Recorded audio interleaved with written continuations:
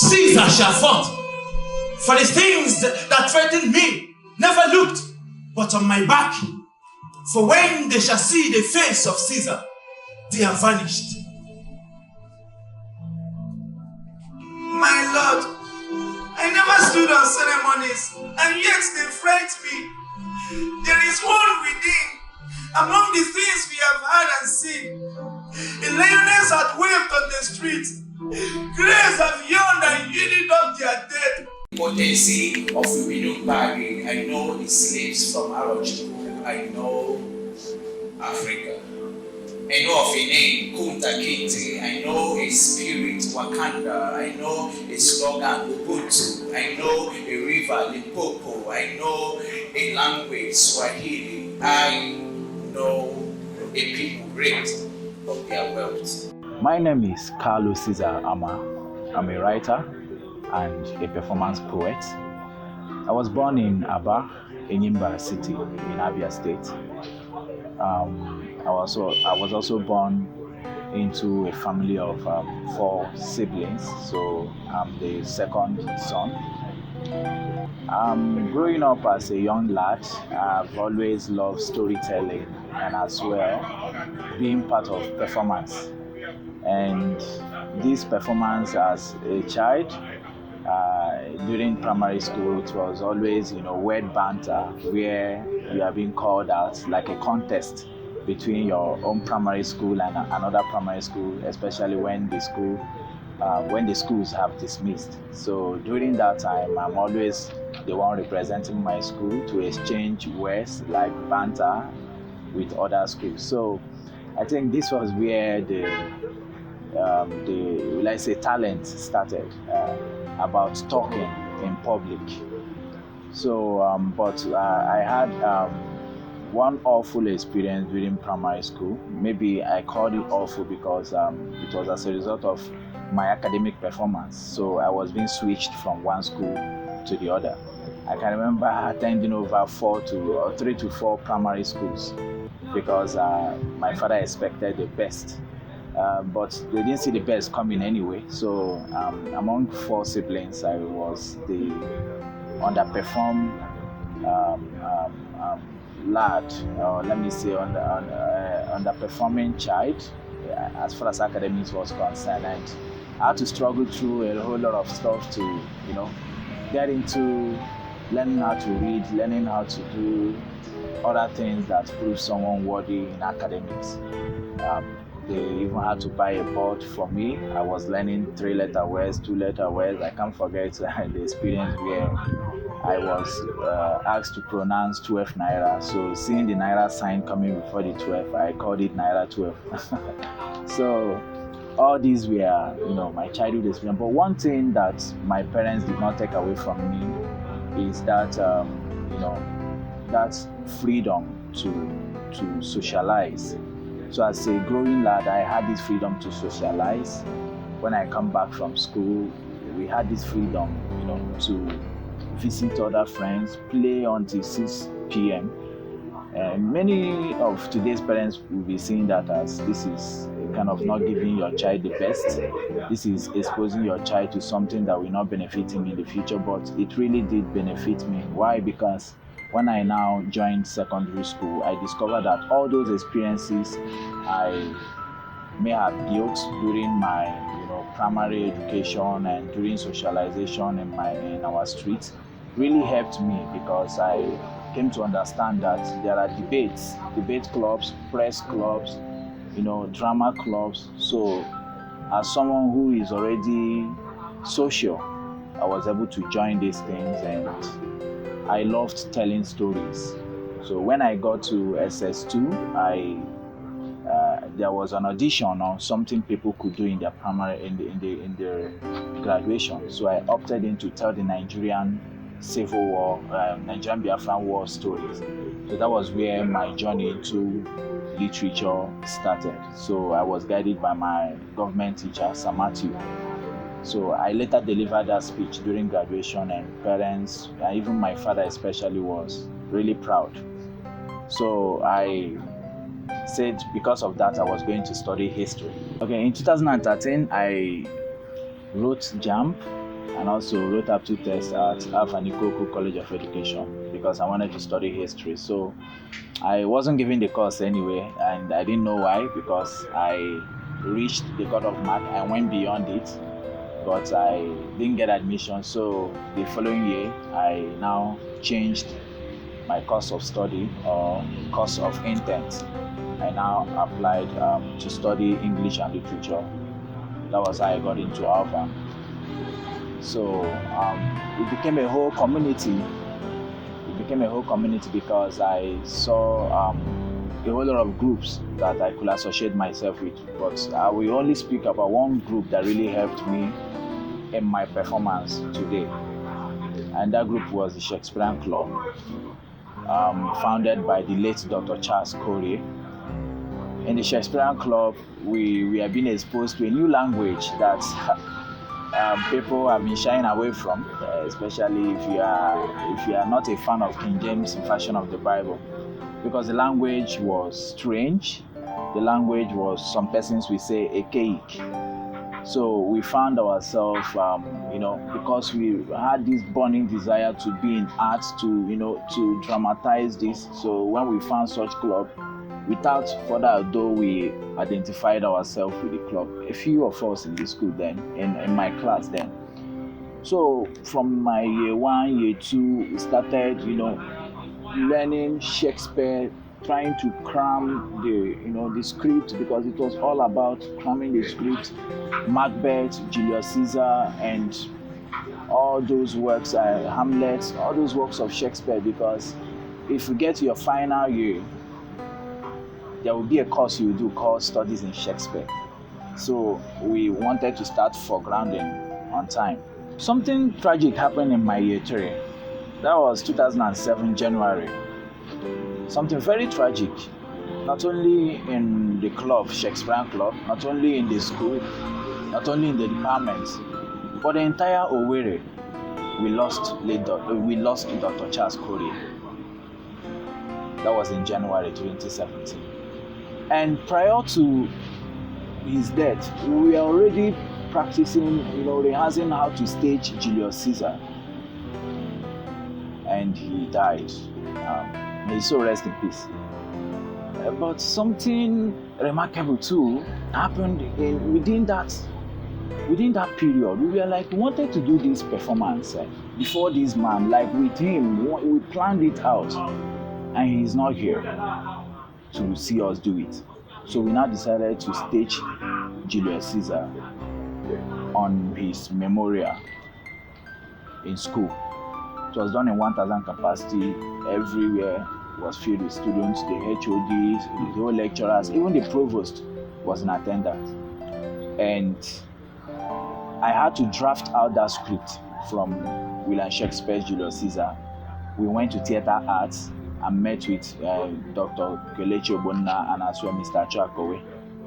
These were people who took us, we were doing rehearsals, preparing ourselves. I was playing the role of Caesar and also playing the role of Mark Antony.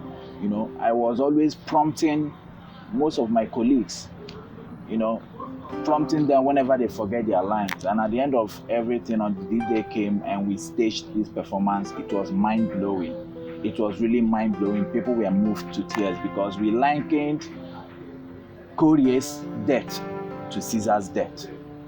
And that was really symbolic. People were teary and they felt, that effect of performance. They felt it.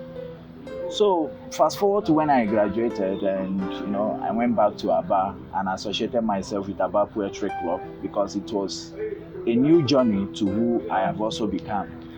Owerri, helped shape it, but I came back to where everything started, which is Enyimba City. And there was already Aba Poetry Club. I associated myself with them. So they are open to every type of art. So one day, Aba Poetry Club was invited to Enugu Literary Festival. That happened in June or July 2019. So, but before then, when I went back to Aba after graduating from school in 2018, so during that 2019 that I joined Aba Poetry Club, I was thinking, how do I do this art? Because there was this program, Opa's Feathers. I was invited and I wanted to do, Shakespearean, something classic. But I was like, how do I do this? Do I call this cast and crew from, different, from all walks of life? Because many of us, traveled to different places after graduation. Some who traveled to Lagos, Abuja, Port Harcourt, some who were still in Owerri. So we are just like a scattered seed. So there's no how to bring us together, and it will cost a fortune. So an idea just came in, I asked myself, okay, there is a monologue, and you were already prompting these people when you were in theater arts, trying to stage Julius Caesar with them. And again, you already knew all the lines, so the only female character there was Caesar's wife, Caponia. So I was like, okay, it's just a change of voice. So I was like, okay, can I now do a performance where I stage Caesar alone and act the 12 characters alone? And that will be being Caesar, being Caponia, being the servant, being Decius Brutus, being Marcus Brutus, being Artemideros, being Cinna, being Metalasimba, being Caius Legaros, being Caius Cassius, being there are 12 characters. I may not remember all their name, but whenever I'm on stage, I stage them. So I was like, okay, let me see how it's going to be. I had to test run with that Opa's Feathers event, and it played out well. It was mind-blowing. People were like, how were you able to know these lines, word for word, Shakespearean language? And I was just using it. I was not improvising. No, I wasn't. So when we attended the Enugu Literary Festival, I never planned to do Caesar because we were just invited as a group. But during the audition, because we arrived early, they were doing audition. The president of our Poetry Club then, Happy Prince, he was like, Caesar, why not do your Julius Caesar here? I was like, will you be a stage? He was like, you have nothing to lose. It's just an audition. So I was like, okay. So he signaled Mr. Ken that I also have something to do before the group performance from our Poetry Club. He said, okay, let's see what it is. So after doing it, Mr. Ken liked it. I won't forget that statement. He was like, at least let's give audience something different too, something like a mind traveler. So I said, okay. So he now asked me not to do Anthony, that one Caesar falls, that should be the epic of it. So he also helped me to get a performance that way.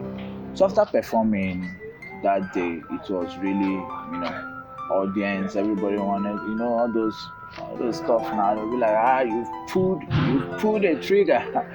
So DKHQ Merije was there, and I got to talk with him. He loved the performance too, because if he didn't, what happened in September the coming year, in October, wouldn't have happened, because it was around September. I got a call from Abuja. It was Madmo. Madmo was like the event manager of DK shows, thereabouts. So he called that that I will be performing in DKHQ Merije's Night of Spoken Word in Abuja. It was like, me? Who am I? That kind of stuff. Now, so even members of our Poetry Club who got the news, like everybody was so happy for me, and I was like, it's a time to make this thing, make this thing professional. So what did I do? I was like, I'm going to wear a Roman robe, like a Roman laurel, Roman army, laurel. So I went to the market. So many persons don't believe that that the costume I have, the Roman army costume I have, that I sold it myself. Yeah, I did. I went to the market, bought leather, as Mwaba. All these things. So I just picked everything after I just downloaded an image. So I picked everything, I came back, started sewing. There's a machine already. So after making this costume, it was, wow, I was like, DK stage, we have the test of it. So fast forward to coming to Abuja, it was a nice experience. I was treated well, I was, even when the first money came to my account, I was like, wow, Jesus. So art space like this, even I think they sent like 20K that I should use and eat. I was like, me, 20K. This 20K and eat. Like, what am I eating? You know, all those Aba mentality then, because it was me seeing the dividend of art. You get, I never believed, I never imagined, you know. I knew that the energy was there. I knew that I was resilient enough. I knew the energy was there. But, you know, because of the country we found ourselves, that's Nigeria, and how these things are not paying. So, this is 2019 then. But at the end of everything, I arrived at Abuja a day before the event.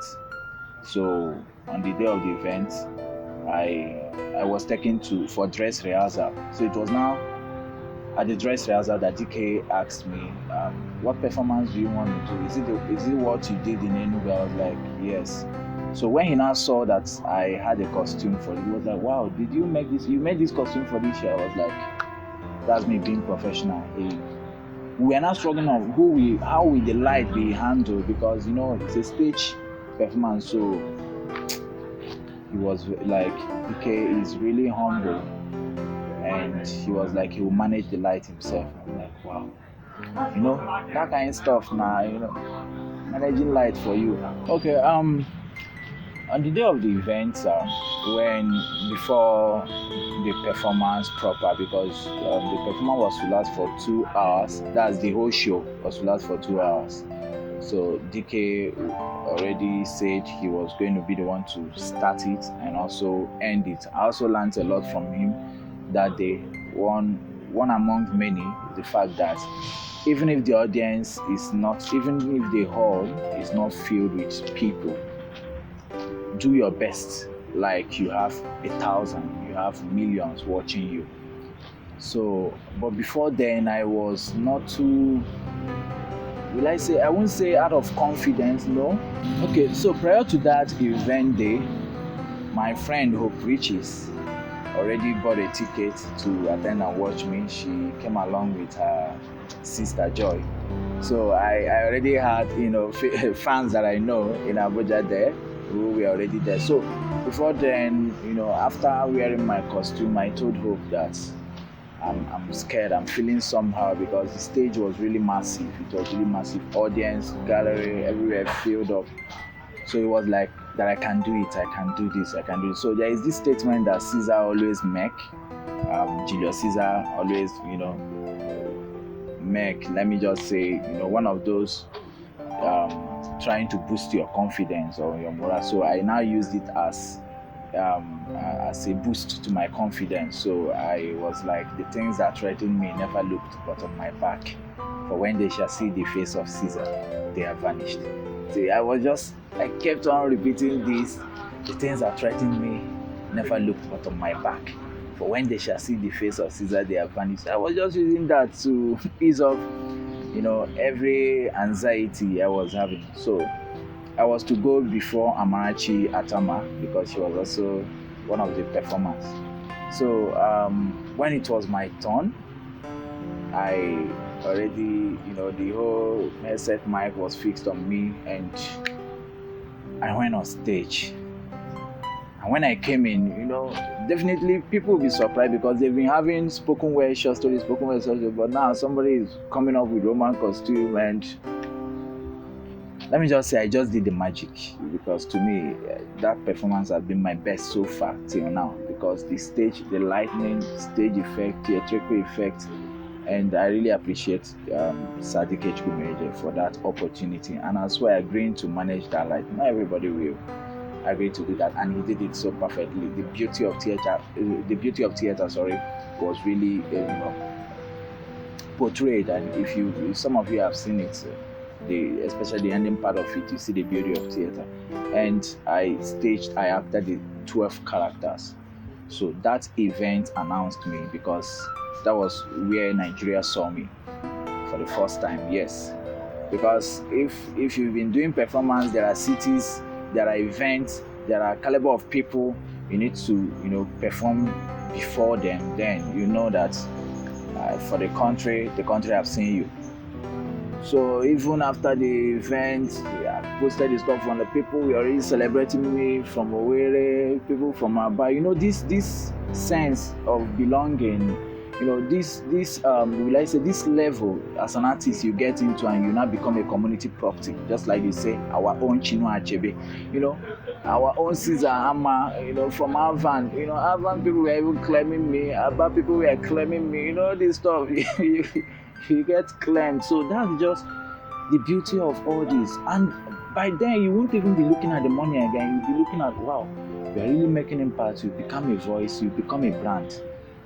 So till today, I still appreciate every single person that helped me achieve this in our van, because all these people I'm acting their roles to make it as one now. They helped me shape it, because I imagine their movements while we were doing it in theater arts with Mr. Achakowe. I imagine those movements, and I still do those movements that they were doing. So they were part of it too. So that was how the thing became a brand. And people now invite me for classes. People now say, oh, we really want Julius Caesar, because sometimes it can go as long as stealing your show because it's something we are not really seeing happening. So it was at that event that I would say Nigeria saw me, because there are events, there are places you perform, and you know too well that actually the world has seen you.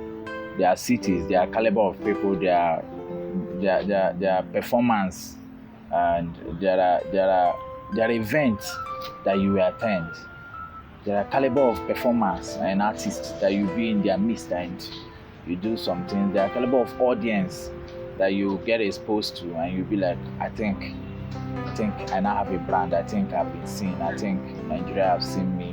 The world have seen me. Africa have seen me. So that one, I just took it. I just took it like Nigeria has seen me, and I need to continue growing this brand, because it's not just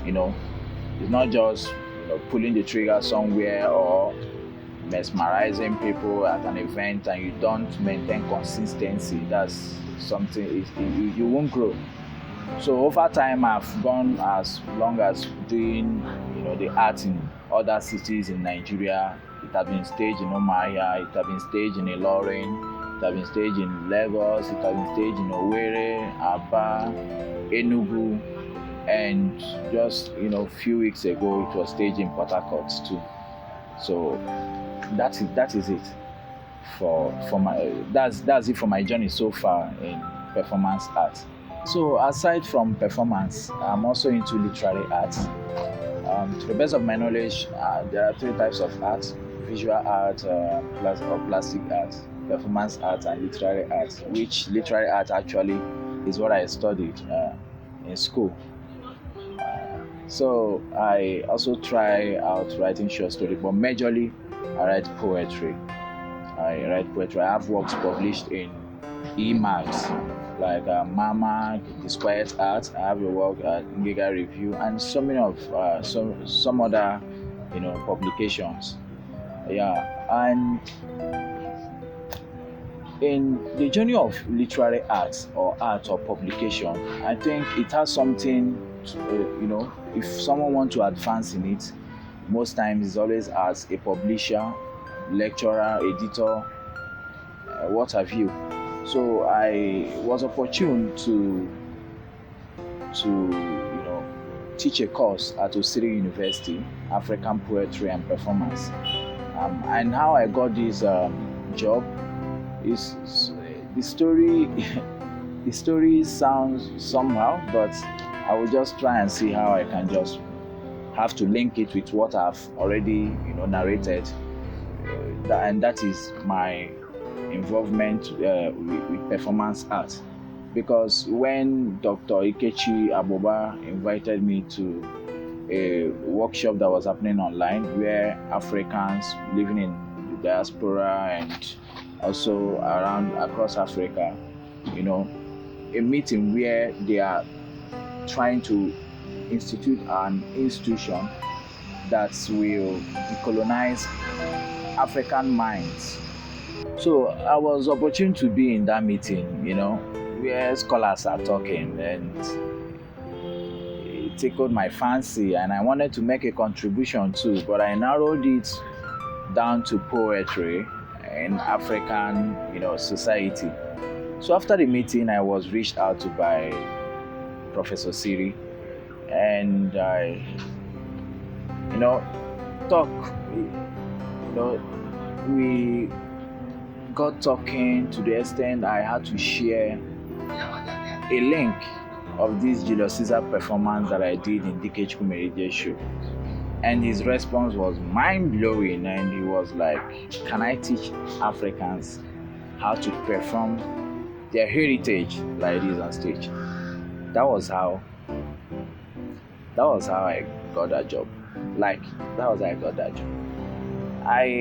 I'm sharing this little story because I know that it has something to do with my performance that day. So when I say that 12th of October 2019 was a breakthrough for me, that's why I cannot forget that day, and I cannot forget the opportunity DK Chukwumerije gave me, because it means a lot to me. It was a pathway, to so many opportunities that I've met in the space, in the art space. Because that performance, had it been Professor Siri didn't see it, I don't know what I should have used to validate the fact that okay, I could do this. And it's now about expertise and not about the certificate it's already there. You have to present your certificate and do all this, but there is a practical course. So I now developed that course, African Poetry and Performance. I don't think there is any Nigerian institution there is no course like that in the Nigerian curriculum. African Poetry is a different course, which when I was in school I also did it. Then Performance, you find it in theater art. So knowledge is all about innovation. Curriculum is all about innovation, integration, bringing new things. Yes, this is just like dragging two departments together.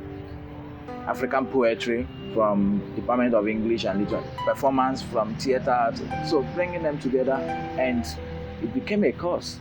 I designed it, did everything. I was on probation for months until I was allowed to teach my first course in the following year, 2021, I think, because this thing happened in 2020. So and I've always enjoyed it as a teacher, as a lecturer, because you get to interact with people who have already come to learn this as their stress area, and it has really been wonderful. Anyway, it has really been wonderful. Then I have my own style, because I believe every artist should have their own style.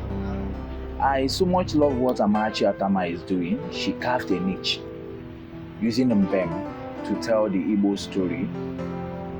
Using him because there is poetry in everything that we do. There is poetry in narrative. There is poetry in performance. There is poetry even in dancing. There is poetry even in drama, in dramatic expression or dramatic performance. There is poetry even in cooking. There is poetry in everything, even in filming. There is poetry in everything we do. So Amarachi Atama found, she found a hole and she's filling it. Just like Chinua Achebe found like a space in the shelf. Like Chinua Achebe said that there was this space in the shelf when she was reading, and there was something missing in the shelf, and that space needed to be filled, and that things fall apart. When it was written, it filled up because there was a need for an African story told by an African, not what Joseph Conrad gave us. But let's not delve into that. I'm not lecturing already. So I believe every artist has a unique art, and I know that mine is also unique because I don't only do Julius Caesar performance, I also do spoken word poetry. But I don't know when people say something is mainstream. That language to me is relative.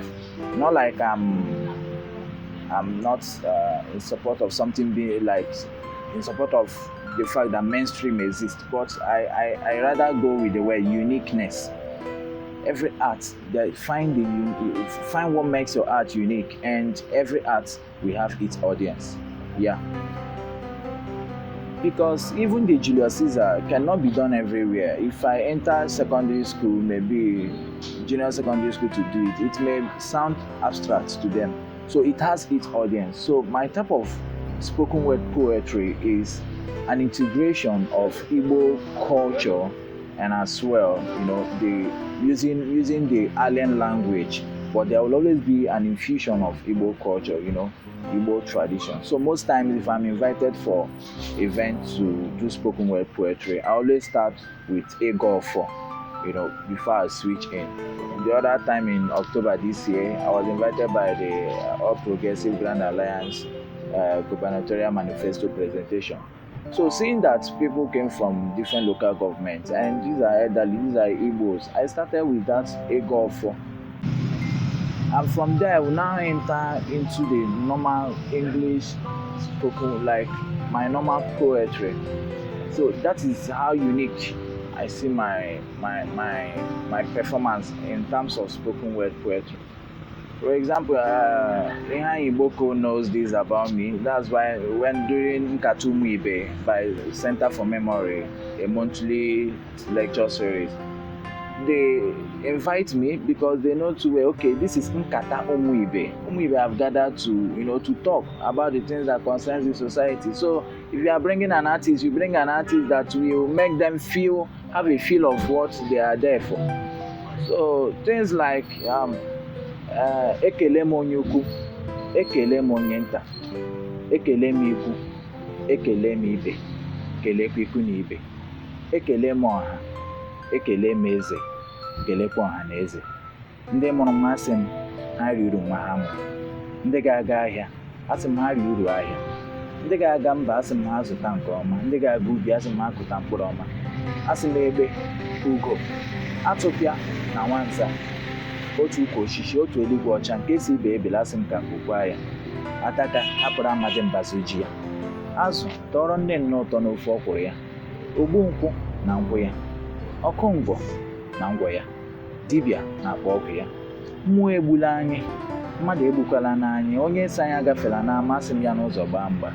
Ndị ọma asị m ndụ mmiri ndụ azụ. Mmiri atala ma azụ anwụla. Kama ha ga-eri anyị, asị m ka anyị sie n'elu mmiri. Asị m ya dịrị onye ukwu mma, ya dịkwara onye nta mma. Ọfọ mbụ onye ahụ nọ taa ka ahụ ya echi. Ndị Igbo sị ekwekọ ama agba. Because we all seem to have forgotten so soon the long years we sat under the moon, roasting meat from the deep, telling our meat from lip to lip, and reminding the day to come to spare no man a chance to live. So let me stop here because it's a long poem. So you see this. I'm about telling the poetry is already going to tell you what we have forgotten as Ndibo, as a people. But I also started by wishing you well, knowing too well that in as much as we have forgotten some of these cultures, it doesn't stop me from giving those good prayers, expecting good for our people. So it is necessary we do these things. It is necessary as an artist you find something unique about your art and be unapologetic about it. Because even if you invite me to Lagos to perform, I'll still do this same thing. Because that is why Chinua Achebe said that an African writer should fashion out an English that represents his culture to the extent that its medium as an international language will not be lost. So this is why I look forward to a future where we'll just have, every art come together, especially during festivals. That's one thing I love about literary festival. There is a way I need to put it, like it receives everything. It receives every form of art, be it painting, be it drawing, poetry performance, short story reading. Because short story reading of short story on stage is also another aspect of art that is really paying people. So I expect a future where Nigeria will normalize this.